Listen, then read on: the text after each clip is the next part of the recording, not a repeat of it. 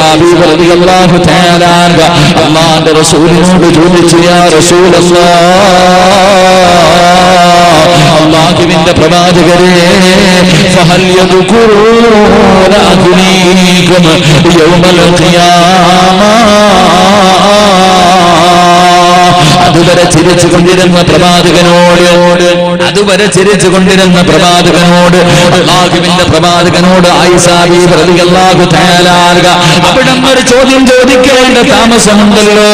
അല്ലാഹുവിന്റെ റസൂലിന്റെ മുഖമങ്ങ് ചുമക്കുകയാണ്, പ്രവാചകന്റെ കൈകാലുകൾ വിറക്കുകയാണ്. അല്ലാഹുവിന്റെ റസൂൽ ചാടി എഴുന്നേറ്റിരുന്ന് പൊട്ടിക്കരയുകയാ. അല്ലാഹുവിന്റെ പ്രവാചകൻ ഇങ്ങനെ കരയുകയാണ്.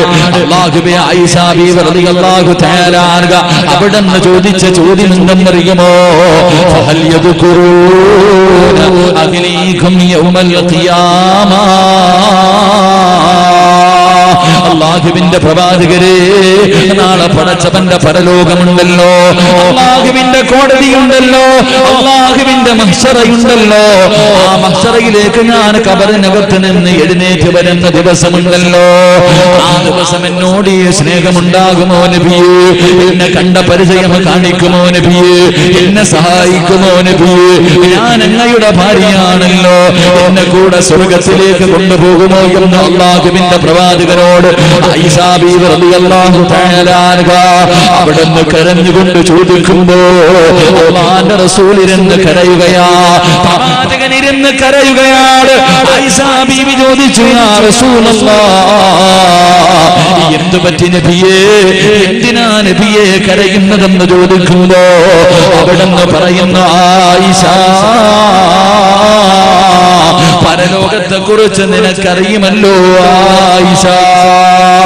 അല്ലാഹുവിന്റെ പരിശുദ്ധമായ ഖുർആൻ പറയുകയാണ്, അല്ലാഹുവിന്റെ പ്രവാചകൻ അവിടുന്ന് പറഞ്ഞു കൊടുക്കുന്നു, ആയിഷ, അന്നത്തെ ദിവസം എങ്ങാണ് ഒരു ഗർഭിണിയായ പെണ്ണുണ്ടെങ്കിൽ അവള് പ്രസവിക്കുന്ന വേദന പോലും അറിയില്ല ആയിഷ. ഒരു പെണ്ണ് പ്രസവിക്കുന്ന വേദന അറിയാത്ത ദിവസമാണ്, അവൾ അറിയാതെ പ്രസവിച്ചു പോകുന്ന ദിവസമാണ്. പടച്ചവനെ പാല് കൊടുത്തുകൊണ്ടിരിക്കുന്ന ചോരക്കുഞ്ഞിനെ വലിച്ചെറിഞ്ഞിട്ട് തന്റെ പ്രിയപ്പെട്ട മാതാവ് ഓടി ഒളിക്കുന്ന ദിവസമാണ് ആയിഷ. പടച്ചവനെ പിഞ്ചു കുഞ്ഞുങ്ങളുടെ മുടി പോലും നരച്ചു പോകുന്ന ദിവസമാണ്, പിഞ്ചു കുഞ്ഞുങ്ങളുടെ മുടി പോലും നരച്ചു പോകുന്ന ദിവസമാണ്. അല്ലാഹുവിന്റെ റസൂൽ പറയുന്നു, ആയിഷ, സലാസത്തിന് 3 സ്ഥലങ്ങളുണ്ടല്ലോ.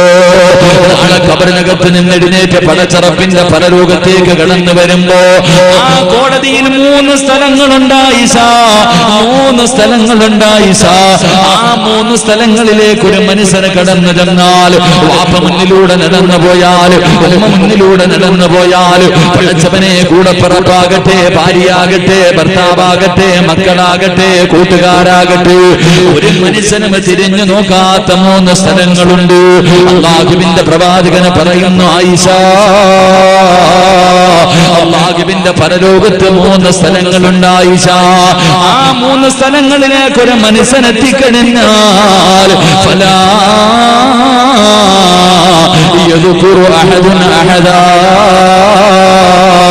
അവനവനല്ലാതെ മറ്റൊരാളും കാണില്ല. ആയിഷ, നീയല്ലാതെ ഒരാളും നിന്നെ സഹായിക്കില്ല, ഒരാളും നിന്നോട് പരിചയം കാണിക്കില്ല. നിന്റെ വാപ്പയും നിന്റെ ഉമ്മയും നിന്റെ കൂടെ പിറപ്പും നിന്റെ കൂട്ടുകാര് ആര് നിന്റെ മുന്നിലൂടെ നടന്നു പോയാൽ തിരിഞ്ഞു നോക്കാത്ത 3 സ്ഥലമുണ്ട് ആയിഷ. അല്ലാഹുവിന്റെ പ്രവാചകൻ അവിടുന്ന് പറഞ്ഞു കൊടുക്കുമ്പോ പൊട്ടിക്കരഞ്ഞുകൊണ്ട് ആയിഷ ബീവി റളിയല്ലാഹു തആല അവിടുന്ന് ചോദിക്കുന്നു, നബിയേ, യാ റസൂലല്ലാഹ്, അല്ലാഹുവിന്റെ പ്രവാചകരെ, ഒന്ന് പറഞ്ഞു പോയെന്ന് പറഞ്ഞു തരുവോ നബിയേ? ഒരു മനുഷ്യനും തിരിഞ്ഞു നോക്കാത്ത ആ 3 സ്ഥലങ്ങളൊന്ന് പറഞ്ഞു തരുവോ നബിയേ?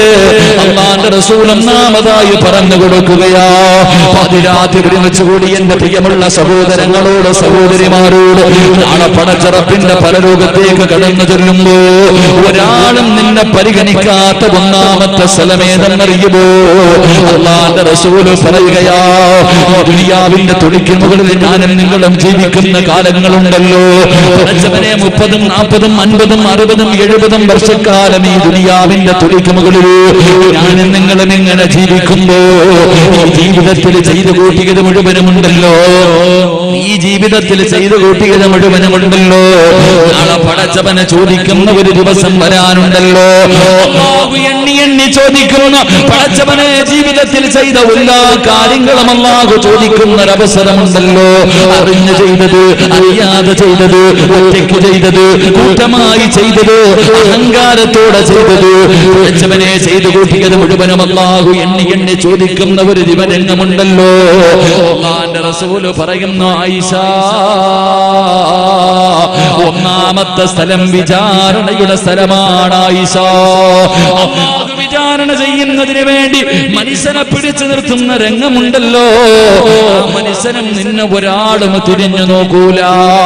ആയിഷ ബീവി റളിയല്ലാഹു തആല പൊട്ടിക്കരഞ്ഞുകൊണ്ട് ചോദിച്ചു, നബിയേ, രണ്ടാമത്തെ സ്ഥലമേതാ നബിയേ? എന്റെ പ്രിയമുള്ളവരെ, ചുമലിരിക്കുന്ന നമ്മുടെ വലത് തോളിലും ഇടത് തോളിലും ഇരിക്കുന്ന ആ 2 മലക്കുകൾ ഉറങ്ങാതെ 24 മണിക്കൂർ അവരിങ്ങനെ എഴുതി വെച്ച് കൊണ്ടിരിക്കുകയാണ്.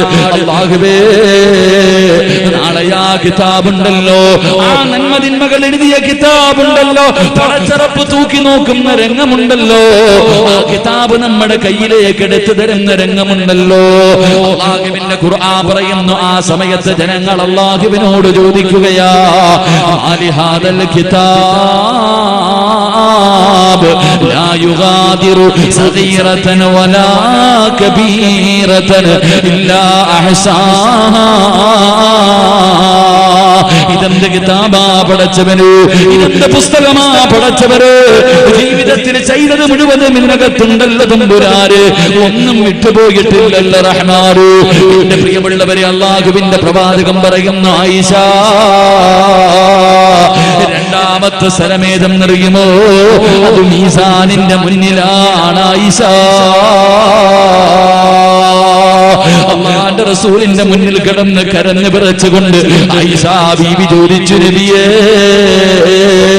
മൂന്നാമത്തെ സ്ഥലമേതാ നബിയേ? വാപ്പയില്ലാത്ത, ഉമ്മയില്ലാത്ത, ഭാര്യയില്ലാത്ത, മക്കളില്ലാത്ത, കൂടപ്പിറപ്പില്ലാത്ത, കൂട്ടുകാരില്ലാത്ത, ശരീരത്തിന്റെ അവയവങ്ങൾ പോലും എതിരാകുന്ന പടച്ചറപ്പിന്റെ പരലോകത്തിലെ മൂന്നാമത്തെ സ്ഥലമേതാ? അല്ലാഹുവിന്റെ റസൂല് പറയുകയാ, പടച്ചവനെ, നരകത്തിന്റെ മുകളിലൂടെ പടച്ചറപ്പ് വലിച്ചു കെട്ടിയിരിക്കുന്ന സുറാസ് എന്ന പാലമുണ്ടല്ലോ. ഒരു മുടി 7 മുറിച്ചിട്ട് അതിലൊരംശം എങ്ങനെയാണോ അതിനെക്കാലം നേർമയായ ഒരു പാലമുണ്ടല്ലോ. നരകത്തിന്റെ മുകളിലൂടെ അല്ലാഹു വലിച്ചു കെട്ടിയിട്ടുണ്ട്. ആ പാലത്തിന്റെ മുന്നിലേക്ക് ഒരു മനുഷ്യനെത്തിയാ, ഫലാ യദ്കുറു അഹദുൻ അഹദാ, പിന്നെ ഒരാളും ഒരു മനുഷ്യനെയും തിരിഞ്ഞു നോക്കില്ലെന്ന് ആദരവായ പ്രവാചകൻ നബി മുഹമ്മദ് മുസ്തഫ. ആദരവായ പ്രവാചകൻ നബി മുഹമ്മദ് മുസ്തഫ. ആദരവായ പ്രവാചകൻ നബി മുഹമ്മദ് മുസ്തഫ സല്ലല്ലാഹു അലൈഹി വസല്ലം. അല്ലാഹു ഈമാൻ നൽകി അനുഗ്രഹിക്കുമാറാകട്ടെ. വീടിനകത്ത് കരഞ്ഞ് തളർന്നു കിടക്കുന്ന ഭാര്യ, ആ ഭാര്യയുടെ കണ്ണുനീര് തുടച്ചു കൊടുക്കുമ്പോൾ ആയിഷ ബീബി റളിയല്ലാഹു തആല അൻഹ ചോദിച്ചു, നബിയേ, എന്നെ നിങ്ങൾക്ക് വല്ലാത്ത ഇഷ്ടമാണ്. അവിടെന്ന് പറഞ്ഞു, എനിക്ക് നിന്നെ വല്ലാത്ത ഇഷ്ടമാണ്. എങ്കിൽ ആയിഷ ബീബി ചോദിച്ചു, ഈ ഇഷ്ടം നാളെ പരലോകത്ത് വരുമ്പോഴും കാണും? അല്ലാഹുവിന്റെ കോടതിയിൽ വരുമ്പോ ഈ സ്നേഹം എന്നോടുണ്ടാകുമോ?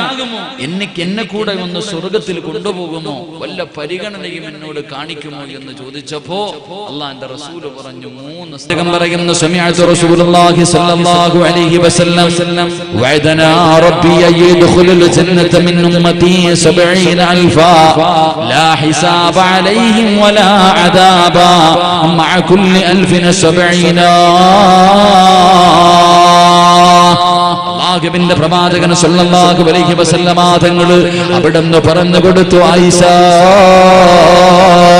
അല്ലാഹു വിചാരണയ്ക്ക് വേണ്ടി ജനങ്ങളെ മുഴുവനും പിടിച്ചു നിർത്തുന്ന അവസ്ഥയുണ്ടല്ലോ, ആ അവസരമുണ്ടല്ലോ. ആ സമയത്ത് 70,000 പേര് വിചാരണയില്ലാതെ സ്വർഗത്തിലേക്ക് കടന്നു പോകും ആയിഷ. ആ 70,000 പേരിൽ ഓരോ മനുഷ്യന്റെ കൂടെയും 70,000 ആൾക്കാര്, ലക്ഷക്കണക്കിന് ആൾക്കാര് നാളെ ഹിസാബില്ലാതെ സ്വർഗത്തിലേക്ക് കടന്നു പോകുമെന്ന് നബി മുഹമ്മദ് മുസ്തഫ സല്ലല്ലാഹു അലൈഹി വസല്ലമ തങ്ങൾ പറഞ്ഞു. നാളെ വിചാരണയില്ലാതെ ലക്ഷക്കണക്കിന് ആൾക്കാർ സ്വർഗത്തിലേക്ക് കടന്നു പോകും. അല്ലാഹു ആ കൂട്ടത്തിൽ പെടുത്തുമാറാകട്ടെ. അല്ലാഹു ആ കൂട്ടത്തിൽ പെടുത്തുമാറാകട്ടെ. എന്റെ പ്രിയമുള്ളവരെ, ആയിഷ ബീവി റളിയല്ലാഹു തആല അൻഹ പറയുന്നുണ്ട്, മൻ ഹൂസിബ യൗമൽ ഖിയാമ, ഏതെങ്കിലും ഒരു മനുഷ്യനെ അല്ലാഹു വിചാരണ ചെയ്യാൻ പിടിച്ചാൽ അവൻ നശിച്ചു പോകുമെന്ന് മഹദിയായ ആയിഷ ബീവി റളിയല്ലാഹു തആല അൻഹ അല്ലാഹു ഈമാൻ നൽകി അനുഗ്രഹിക്കുമാറാകട്ടെ. അതുകൊണ്ട് എന്റെ പ്രിയമുള്ളവരെ, നാളെ റബ്ബ് ചെയ്തത് മുഴുവനും എണ്ണി ചോദിക്കുന്ന രംഗമുണ്ട്. ആ രംഗത്ത് ഒരാളെയും നമ്മളെ തിരിഞ്ഞു നോക്കൂല. ആ സമയത്ത് രക്ഷപ്പെടുന്ന വിഭാഗത്തിൽ നമുക്ക് പെടണം. ആ സമയത്ത് രക്ഷപ്പെടുന്ന വിഭാഗത്തിൽ എന്റെ പ്രിയമുള്ളവരെ, 6 സ്വഭാവം ആർക്കുണ്ടോ, 6 നന്മകൾ ആര് തന്റെ ജീവിതത്തിൽ ചെയ്യുന്നുണ്ടോ, അവൻ നാളെ വിചാരണയില്ലാതെ സ്വർഗത്തിലെത്തുമെന്ന് നബിയുനാ റസൂലുള്ളാഹി. 6 നല്ല കാര്യം ആര് തന്റെ ജീവിതത്തിൽ ചെയ്യുന്നുണ്ടോ, അവൻ നാളെ പരലോകത്ത് ചെല്ലുമ്പോ വിചാരണയില്ലാതെ സ്വർഗത്തിലേക്ക് കടന്നു പോകും. അല്ലാഹു ആ കൂട്ടത്തിൽ പെടുത്തുമാറാകട്ടെ. അവർക്കാണ് ഹിസാബ് യസീറ എന്നൊരു ഹിസാബുണ്ട്.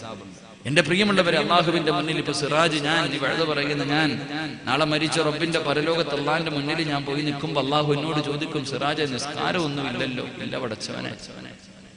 ഒരുപാട് സൽക്കർമ്മങ്ങളൊന്നും ഇല്ലല്ലോ. ഇല്ല പടച്ചവനെ. നീ ഒരുപാട് തെറ്റുകൾ ചെയ്തല്ലോ. ചെയ്തു പടച്ചവനെ. എല്ലാം ഞാൻ സമ്മതിക്കും. എല്ലാം അള്ളാഹുവിന്റെ മുന്നിൽ നിന്ന് ഞാൻ ചെയ്ത തെറ്റുകൾ മുഴുവനും ഞാനിങ്ങനെ സമ്മതിക്കുമ്പോ അവസാനം അള്ളാഹു പറയും, എല്ലാം സമ്മതിച്ച് കഴിയുമ്പോ കേറി പോടാ, എന്റെ കരുണ കൊണ്ട് നീ കേറിപ്പോക്കോ എന്നിങ്ങനെ സ്വർഗത്തിലേക്ക് കയറ്റിവിടുന്ന ചില വിഭാഗമുണ്ട്. അള്ളാഹു ആ കൂട്ടത്തിൽ പെടുത്തുമാറാകട്ടെ. അള്ളാഹു ആ കൂട്ടത്തിൽ പെടുത്തുമാറാകട്ടെ. ആ കൂട്ടത്തിൽ പെടാൻ ആഗ്രഹമുള്ള മഹാന്മാരൊന്ന് കൈവക്കിക്കും. പൊക്കിക്കോ, വേറെ വഴിയൊന്നുമില്ല. ചിലപ്പോ ഇതേ കാണത്തുള്ളൂ. ചിലപ്പോ നീ കൈപൊക്കിയതിന്റെ പേരിൽ നിനക്ക് സ്വർഗം കിട്ടും. അള്ളാഹു നൽകി അനുഗ്രഹിക്കുമാറാകട്ടെ. വേറെ ഒന്നും വേണ്ട. ഒരുപാട് വലിയ സൽക്കർമ്മൊന്നും വേണ്ട. ഒരു നായിക്ക് വെള്ളം കൊടുത്തേനല്ലേ ഒരു പെണ്ണിന് അള്ളാഹു സ്വർഗം കൊടുത്തേ. വളരെ മോശമായ വ്യഭിചരിച്ച് നടന്ന ഒരു പെണ്ണ് ഒരു പട്ടിക്ക് വെള്ളം കൊടുത്തതിന്റെ പേരിൽ സ്വർഗം കിട്ടി. 5 നേരം നിസ്കരിച്ച് ദിക്റും ദുആയും ഖുർആനും ഒരുപാട് സൽക്കർമ്മവുമായി നടന്ന ഒരു പെണ്ണൊരു പൂച്ചയ്ക്ക് വെള്ളം കൊടുക്കാതിരുന്നപ്പോൾ നരകവും കിട്ടി. അല്ലാഹു ഈമാൻ നൽകി അനുഗ്രഹിക്കുമാറാകട്ടെ. അല്ലാഹു ഈമാൻ നൽകി അനുഗ്രഹിക്കുമാറാകട്ടെ. കാരണം അല്ലാഹു അങ്ങനെ വല്ലാത്ത കരുണയാണ്. അല്ലാഹുവിന് വല്ലാത്ത കരുണയാ മഹാനായ നബി മുഹമ്മദ് മുസ്തഫ സല്ലല്ലാഹു അലൈഹി വസല്ലം അനസ് റളിയല്ലാഹു തആല അൻഹു റിപ്പോർട്ട് ചെയ്യുന്ന ഒരു ഹദീസിൽ കാണാം, നാളെ പടച്ച റബ്ബിന്റെ പരലോകത്ത് 2 ആൾക്കാരെ കൊണ്ടുവരും.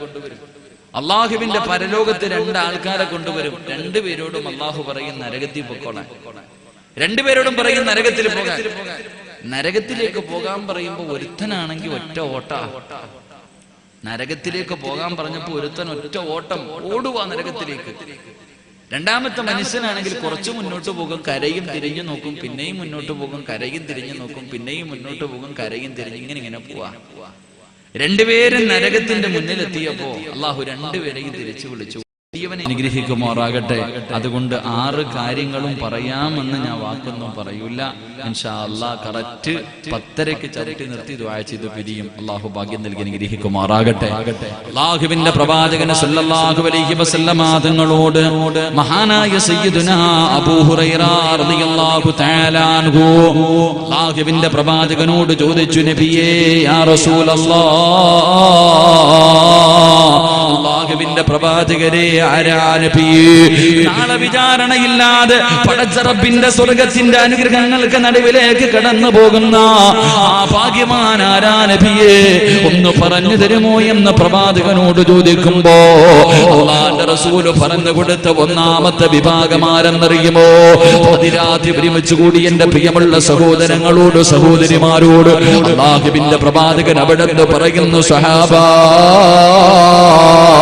അല്ലാഹു പരീക്ഷണം കൊടുക്കുന്ന സമയമുണ്ടല്ലോ, ദുഃഖങ്ങളും ദുരിതങ്ങളും വേദനകളും പ്രയാസങ്ങളും പ്രതിസന്ധികളും പ്രതിബന്ധങ്ങളും പടച്ചവനെ ഒന്നിന് പുറകെ ഒന്നൊന്നായി ജീവിതത്തിലേക്ക് ദുഃഖങ്ങൾ മാത്രം കടന്നു വരുമ്പോ കണ്ണീര് റബ്ബിങ്ങനെ തോരാതെ നിനക്ക് തന്നുകൊണ്ടിരിക്കുമ്പോ പടച്ചവനെ നിന്റെ കച്ചവടം നഷ്ടത്തിലാകുമ്പോ, നിനക്ക് ലക്ഷങ്ങളുടെ കടമുണ്ടാകുമ്പോ, നിന്റെ മക്കൾക്ക് രോഗം പിടിക്കുമ്പോ, നിന്റെ വീടിനകത്ത് റബ്ബേ സമാധാനമില്ലാതെ വരുമ്പോ പടച്ചവനെ ഒന്നിന് പുറകെ ഒന്നൊന്നായി ജീവിതത്തിലേക്ക് അല്ലാഹു പ്രയാസങ്ങൾ മാത്രം തരുമ്പോ ഇത് പടച്ച റബ്ബിന്റെ തീരുമാനമാ, ഇതെല്ലാം അല്ലാഹുവിന്റെ തീരുമാനമാണ് എന്ന് കരുതിയിട്ട് ക്ഷമിക്കുന്നവനുണ്ടല്ലോ വയദ്ഖുലൂനൽ ജന്ന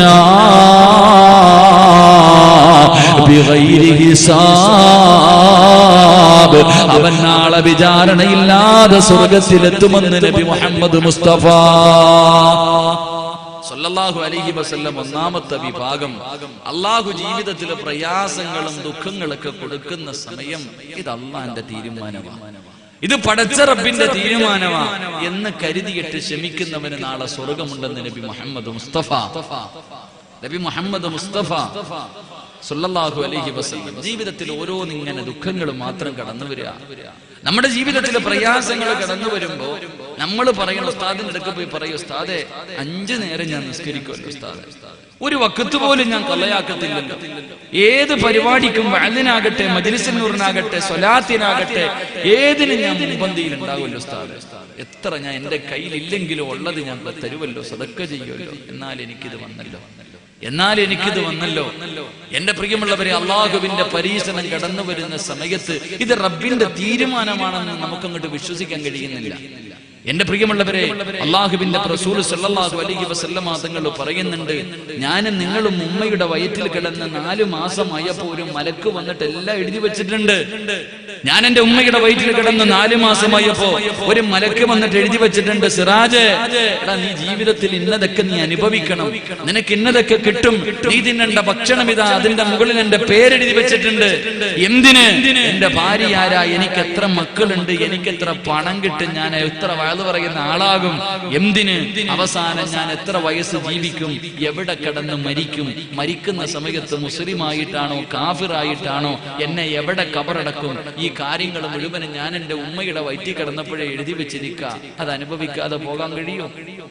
അതൊക്കെ അനുഭവിക്കാതെ എന്റെ പ്രിയമുള്ളവരെ, അല്ലാഹുവിന്റെ പരിശുദ്ധമായ ഖുർആൻ തന്നെ ചോദിക്കുകയാ, അല്ലാഹുവിന്റെ വിശുദ്ധമായ ഖുർആൻ തന്നെ ചോദിക്കുകയാണ്, അഫഹസിബതും മൻ തദ്ഖുലുൽ ജന്ന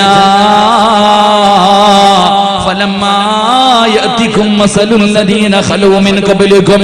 അല്ലാഹുവിന്റെ വിശുദ്ധമായ ഖുർആൻ നമ്മളോട് ചോദിക്കുന്ന, സ്വർഗ്ഗം വെറുതെ കിട്ടുമെന്ന് നീ കരുതുന്നുണ്ടോ? ഏ മനുഷ്യ, നിനക്ക് സ്വർഗ്ഗത്തിലേക്ക് വെറുതെ കടന്നു പോകാമെന്ന് നീ കരുതുന്നു? അല്ലാഹ് പറയുകയാ, അല്ല, അതാ നിന്റെ മുൻഗാമികൾ അനുഭവിച്ച ദുഃഖങ്ങളും ദുരിതങ്ങളും വേദനകളും പ്രയാസങ്ങളും പ്രതിസന്ധികളും പ്രതിബന്ധങ്ങളും ഒന്നിന് പുറകെ ഒന്നൊന്നായി ജീവിതത്തിലേക്ക് നിന്റെ മുൻഗാമികൾ ഒരുപാട് അനുഭവിച്ചല്ലോ. അനുഭവിക്കാതെ നിനക്ക് സ്വർഗത്തിലേക്ക് കടന്നു പോകാൻ കഴിയില്ലെന്ന് ഖുർആൻ പരിചയപ്പെടുത്തുമ്പോ അതിരാത്രി കടന്നു വന്നവര് നമ്മളെപ്പോഴും പറയും, ഉസ്താദേ ഞാൻ ഒരുപാട് സൽക്കർമ്മങ്ങൾ ചെയ്യുന്നവനാ, അല്ലാഹുവിന് എന്നോടെന്തോ ദേഷ്യമാ, പടച്ചവൻ എന്നോടെന്തോ ദേഷ്യമാണ്, അതുകൊണ്ടാണ് എനിക്ക് കൊല്ലങ്ങളായി വർഷങ്ങളായി എനിക്ക് മക്കളെ തരാത്തത്, എന്റെ രോഗം മാറാത്തത്, എനിക്ക് സമാധാനം തരാത്തത്, എനിക്ക് സ്വന്തമായിട്ടൊരു വീട് തരാത്തത്, എന്റെ കച്ചവടത്തിൽ അല്ലാഹു ബർക്കത്ത് തരാത്തത്, എന്റെ മക്കൾക്ക് നല്ല ഒരു ജീവിതം തരാത്തത്. പടച്ചവനെ പരാതി പറയുന്ന എന്റെ പ്രിയപ്പെട്ടവരോട്, അല്ലാഹു നിന്നെ വെറുപ്പുള്ളത് കൊണ്ടല്ല, അല്ലാഹു നിന്നോട് ദേഷ്യമുള്ളത് കൊണ്ടല്ല, നിന്നെ കരയിപ്പിച്ചിട്ട് പടച്ച റബ്ബിനൊന്നും നേടാനല്ല, എന്റെ പ്രിയമുള്ളവരെ സ്നേഹം കൂടിയത് കൊണ്ടാ, അല്ലാഹു നിന്നെ വല്ലാത്ത ഇഷ്ടമുള്ളത് കൊണ്ടാ പടച്ച റബ്ബ് നിനക്ക് കണ്ണീര് തരുന്നത്, നിനക്ക് ദുഃഖം തരുന്നത്, നിനക്ക് വേദന തരുന്നത്, നിനക്ക് പ്രയാസം തരുന്നത്. കാരണം അല്ലാഹുവിന്റെ റസൂലാ പറഞ്ഞത്, ഇന്ന അശദ്ദന്നാസി ബലാഗാ അൽ അംബിയാ. അല്ലാഹു ഈ ലോകത്ത് ഏറ്റവും കൂടുതൽ പരീക്ഷിച്ചത് ആരെയും അറിയുമോ? അല്ലാഹു ഈ ലോകത്ത് ഏറ്റവും കൂടുതൽ പരീക്ഷിച്ചത് അല്ലാഹുവിന്റെ പ്രവാചകന്മാരെയാ. ആദം നബി മുതൽ അസ്റഫുൽ ഖൽഖായ തങ്ങൾ വരെ മുഹമ്മദ് മുസ്തഫ മഹാനായ നബി മുഹമ്മദ് മുസ്തഫ. ഇഷ്ടമില്ലാത്തത് കൊണ്ടാ, അള്ളാഹിക്ക് നബി ഇഷ്ടമില്ലാത്തത് കൊണ്ടാ ഏറ്റവും കൂടുതൽ കരയിപ്പിച്ചത്. എത്ര മക്കളുടെ മയ്യത്ത് കബറടക്കിയ വാപ്പയാ, എത്ര മക്കളുടെ മയ്യത്ത് എന്റെ പ്രിയമുള്ളവരെ ഉമ്മയുടെ കണ്ണ് കൊതിതീരാൻ കൊടുത്തോ? ഇല്ല. ജീവിതത്തിൽ ഏറ്റവും കൂടുതൽ കണ്ണുനീര് കുടിച്ച പ്രവാചകൻ നബി മുഹമ്മദ് മുസ്തഫ. അപ്പൊ നമ്മൾ മനസ്സിലാക്കേണ്ടത്, അള്ളാഹുവിന് ഇഷ്ടമുള്ളവർക്ക് അള്ളാഹു പരീക്ഷണം തരും. അള്ളാഹുവിന് ഇഷ്ടം കൂടുന്നതിനനുസരിച്ച് അള്ളാഹു ഇങ്ങനെ കരയിപ്പിച്ചുകൊണ്ടേയിരിക്കും. അള്ളാഹു ഈമാൻ നൽകി അനുഗ്രഹിക്കുമാറാകട്ടെ. അള്ളാഹു ഈമാൻ നൽകി അനുഗ്രഹിക്കുമാറാകട്ടെ. വെറുതെ അല്ലല്ലോ. ക്യാൻസർ രോഗം വരണമെന്ന് ആഗ്രഹിക്കണ ആരെങ്കിലും ഉണ്ടോ ഈ സദസ്സിൽ? ഉണ്ടോ? ഞാനും നിങ്ങളും ദുആ ചെയ്യും, അത് തരല്ലേ അല്ലാ. അങ്ങനല്ലേ ദുആ ചെയ്യാ? എങ്കിൽ നാളെ പടച്ച റബ്ബിന്റെ പരലോകത്ത് ചെല്ലുമ്പോ ക്യാൻസർ രോഗിക്ക് അല്ലാഹു കൊടുക്കുന്ന പ്രതിഫലം കാണുമ്പോ അത് വരാത്തവൻ പറയുമത്രേ, എനിക്കിത് വന്നില്ലല്ലോ എന്ന് ഖേദിക്കുമെന്ന് നബി മുഹമ്മദ് മുസ്തഫ. ക്യാൻസർ രോഗിക്ക് അല്ലാഹു കൊടുക്കുന്ന പ്രതിഫലം ഷഹീദിന്റെ കൂലിയ. 6 രീതിയിൽ മരണപ്പെടുന്ന മനുഷ്യന് ഷഹീദിന്റെ കൂലിയ. അതിൽപ്പെട്ട ഒന്നാണ് എന്റെ പ്രിയമുള്ള സഹോദരങ്ങളെ, വയറിന്റെ ഉള്ളിൽ രോഗം വന്നിട്ട് മരിക്കുക. 5 നേരം നിസ്കരിച്ച് അള്ളാനെ പേടിച്ചടക്കുന്ന ഒരു മനുഷ്യൻ വയറിന്റെ ഉള്ളിൽ രോഗം വരിക, ആ രോഗങ്ങളിൽ പെട്ടതാണ് ക്യാൻസർ രോഗം. 5 നേരം നിസ്കരിച്ച് അള്ളാഹുവിനെ പേടിച്ച് ജീവിച്ച ഒരു മനുഷ്യന് ക്യാൻസർ രോഗം വന്നു, അവൻ മരണപ്പെട്ട, അവന് ഷഹീദിന്റെ കൂലിയ. നാളെ അവൻ ശുഹദാക്കളുടെ കൂടെയാ. നാളെ ശുഹദാക്കളുടെ കൂടെ പോകുന്നത് കാണുമ്പോ നമ്മൾ പറയും, ഇത് വന്നില്ലല്ലോ. അള്ളാഹു നമുക്ക് ഈമാൻ നൽകി അനുഗ്രഹിക്കുമാറാകട്ടെ.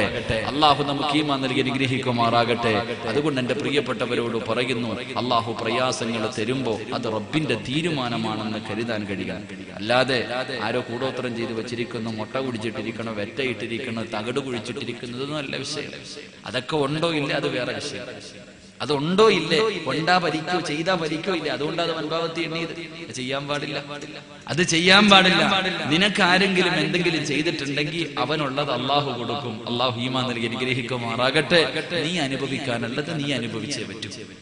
നിനക്ക് ആരെങ്കിലും എന്തെങ്കിലും ചെയ്തു വെച്ചിട്ടുണ്ടെങ്കിൽ, കാരണം ഈമാൻകാരി എത്ര പറ മനുഷ്യന്മാരെ, ഈമാൻകാരി എത്ര? 6. ഒന്നാമത്തെ എന്താ? പറ, ഉറക്കെ പറ. അള്ളാഹിനെ കൊണ്ട് വിശ്വസിക്കണം. 2, അള്ളാഹുവിന്റെ മലക്കുകളെ കൊണ്ട്. 3, അള്ളാഹുവിന്റെ കിതാബുകളെ കൊണ്ട്, മുർസലീങ്ങളെ കൊണ്ട്, അന്ത്യദിനത്തിനെ കൊണ്ട്. 6ാമത്തെ കാര്യം എന്താ? ഉറക്കെ പറ.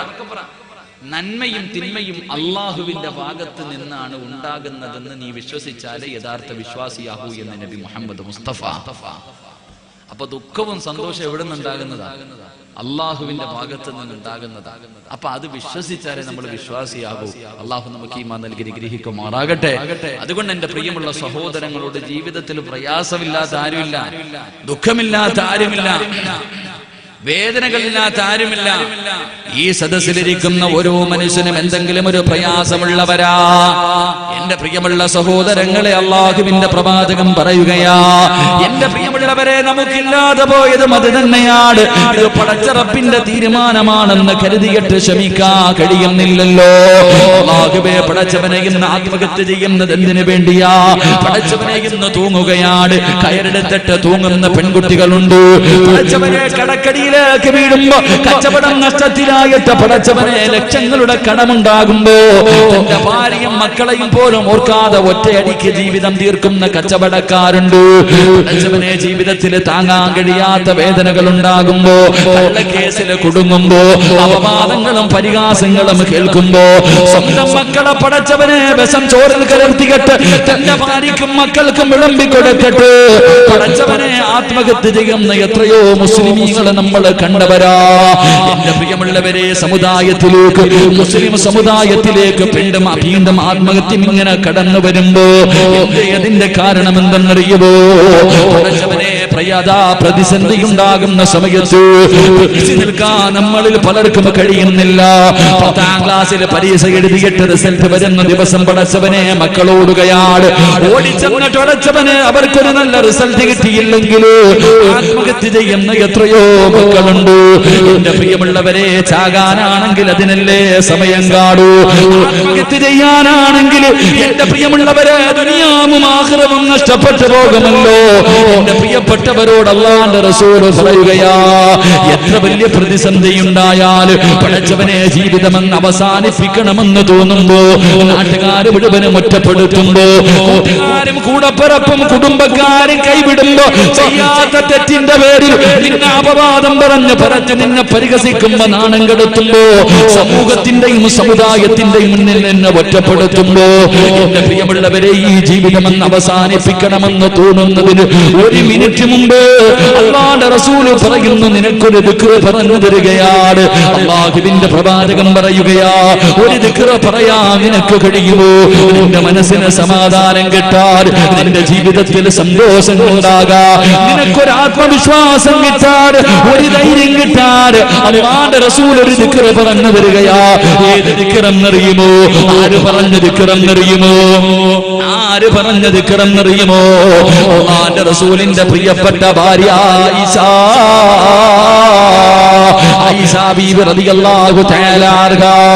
എന്റെ പ്രിയമുള്ളവരെ, ആയിഷ ബീബി റളിയല്ലാഹു തആല അൻഹയെ കുറിച്ച് അല്ലാഹുവേ ഒരു അപവാദം പറഞ്ഞു പരത്തുകയാ, ഒരു അപവാദം പറഞ്ഞു പരത്തുകയാ.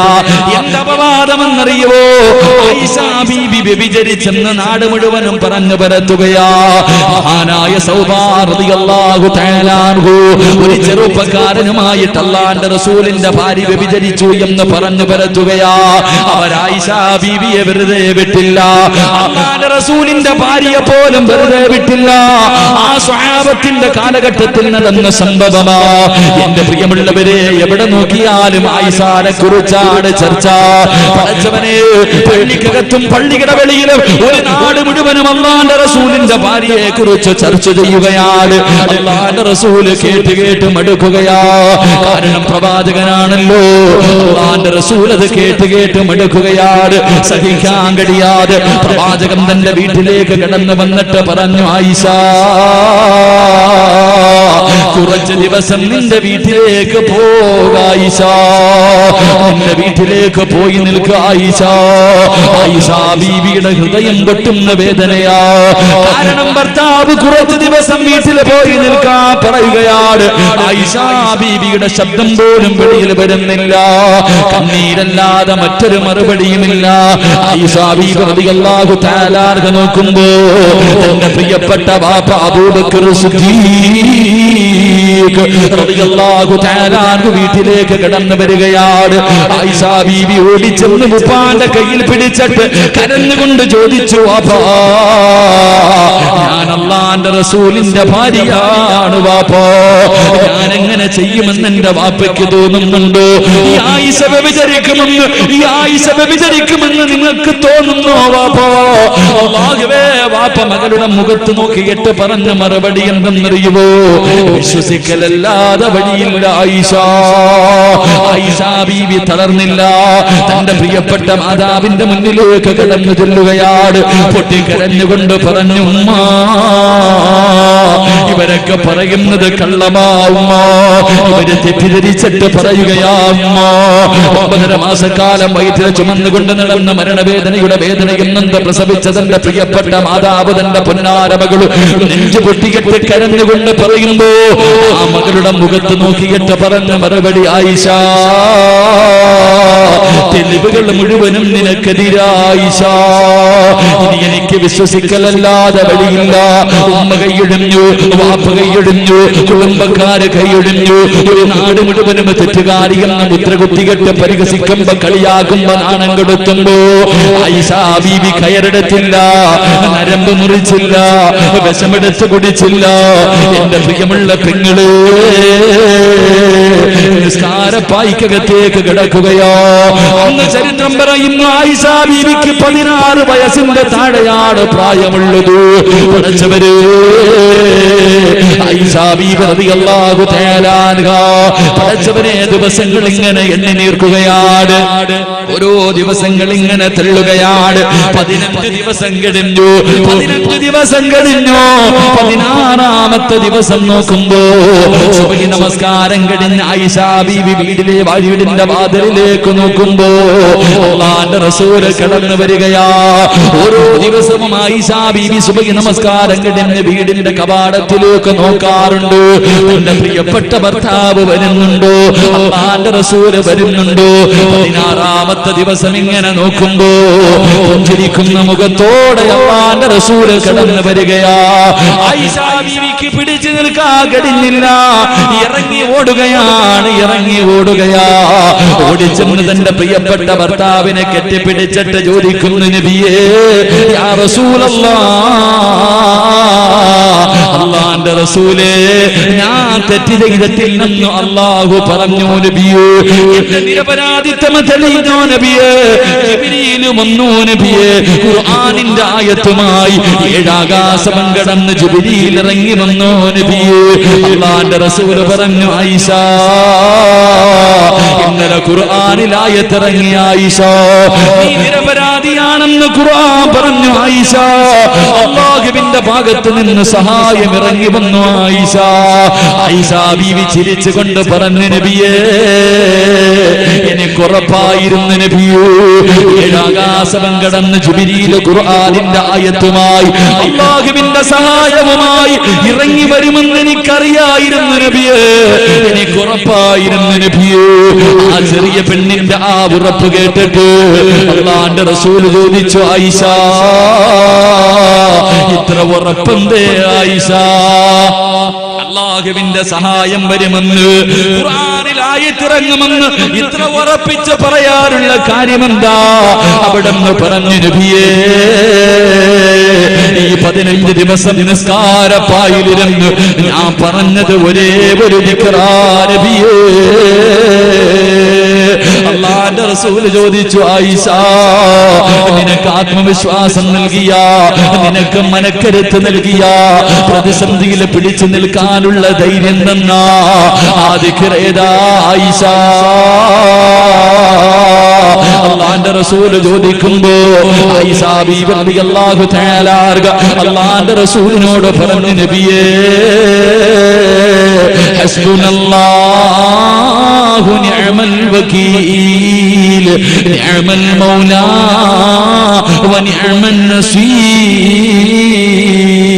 നിസ്കാരപ്പായിൽ നിന്നിട്ട് ഈ പ്രപഞ്ചം മുഴുവനെ വടക്കി ഭരിക്കുന്ന രാജാതിരാജനായ ബലിക്കുൽ ജബ്ബാറായ സർവാധിനാഥനായ സർവാധിപരനായ മാലിക്കുൽ മുലൂക്കായ പടച്ചറബിനോട് പൊട്ടിക്കരഞ്ഞുകൊണ്ട് ആയിഷാ ബീവി പറഞ്ഞു, അല്ലാഹ് എന്റെ വാപ്പ കൈയിടിഞ്ഞ് പടച്ചവര്, എന്റെ ഉമ്മ എന്നെ കൈയിടിഞ്ഞ് പടച്ചവര്, എന്റെ കുടുംബക്കാരെന്നെ കൈയിടിഞ്ഞ് പടച്ചവര്, ഈ നാട്ടുകാര് മുഴുവനും ഞാൻ തെറ്റുകാരിയാണെന്ന് എന്നെ മുദ്ര കുത്തിയിരിക്കുന്ന പടച്ചവര്, എങ്കിലും സത്യം നിനക്കറിയാമല്ല, നിന്റെ സഹായമല്ലാതെ ഇനിയൊരു സഹായം എനിക്കില്ല പടച്ചവര്. കൈവിടല്ലേ അല്ലാ, ഈ പ്രതിസന്ധി ഘട്ടത്തിൽ എന്നെ കൈവിടല്ലേ അല്ലാ. ഹസ്ബുനല്ലാഹ്, എനിക്ക് നീ മാത്രം മതി പടച്ചവര്, എനിക്ക് നീ മാത്രം മതി പടച്ചവര്. ആയിഷാ ബീവി റളിയല്ലാഹു തആല ഈ ദിക്റാണ് പറഞ്ഞതെന്ന് പ്രവാചകരോട് പറഞ്ഞു കൊടുക്കുമ്പോ പാതിരാത്രി ഒരുമിച്ച് കൂടി എന്റെ പ്രിയമുള്ള പെങ്ങള്, ആര് കളിയാക്കട്ടു, ആര് പരിഹസിക്കട്ടു, ആര് നാണം കെടുത്തട്ടു, ഇല്ലാത്തത് പറഞ്ഞ് പരത്തട്ടു, എന്റെ ജീവിതത്തിൽ നിനക്ക് സഹിക്കാൻ കഴിയാത്ത വേദനകളെ സമ്മാനിക്കട്ടു. എന്റെ പ്രിയമുള്ള ചെറുപ്പക്കാരാ, ജീവിതത്തിൽ ഒറ്റപ്പെട്ടു പോകുമ്പോ പടച്ചവനെ പേപ്പട്ടിയെ തല്ലുന്നത് പോലെ എല്ലാവരും ചുറ്റുഭാഗത്ത് കിടന്ന് നിന്നെ കല്ലെറിയുമ്പോ മോനെ പറയടാ, ഹസ്ബുനല്ലാഹു നിഅമൽ വകീൽ നിഅമൽ മൗലാ വ നിഅമൻ നസീർ. ഈ ദിക്ർ പറഞ്ഞാൽ അല്ലാഹു പ്രതിസന്ധി ഉണ്ടാകുന്ന സമയത്ത് പിടിച്ചു നിൽക്കാനുള്ള മനക്കരുത്ത് നിനക്ക് തരുമെന്ന് നബി മുഹമ്മദ് മുസ്തഫ.